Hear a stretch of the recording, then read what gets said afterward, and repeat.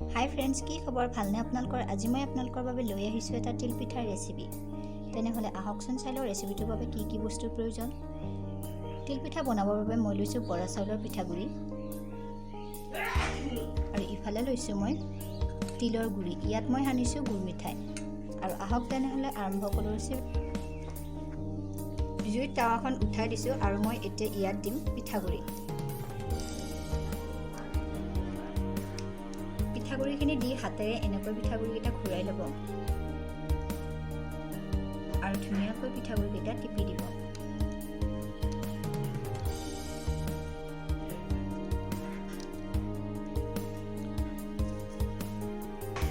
আৰু এতিয়া মই ইয়াত দিম তিল।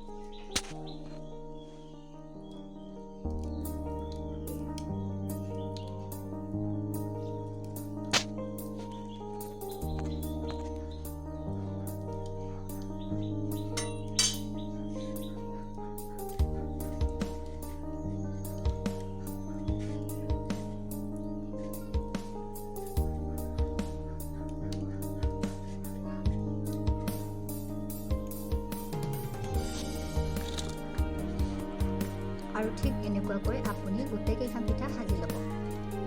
চাওকচোন, পিঠাখন বৰ ধুনীয়া বগা হৈছে আৰু বহুত মিহি হৈছে। আৰু ঠিক এনেকুৱাকৈ মই গোটেইকেইখন পিঠা সাজি লৈছোঁ। আৰু এয়া হৈ গ'ল আমাৰ তিলপিঠাৰ ৰেচিপি তৈয়াৰ। যদি ভিডিঅ'টো ভাল লাগিছে লাইক, শ্বেয়াৰ আৰু কমেণ্ট কৰিবলৈ নাপাহৰিব। চেনেলটো ছাবস্ক্ৰাইব কৰি দিব। আৰু ইমান পৰে আপোনালোকে মোৰ ভিডিঅ'টো চোৱাৰ বাবে আপোনালোকলৈ থাকিল বহুত বহুত ধন্যবাদ। তেনেহ'লে আজিলৈ আছিল ভিডিঅ'টো ইমানে। নমস্কাৰ।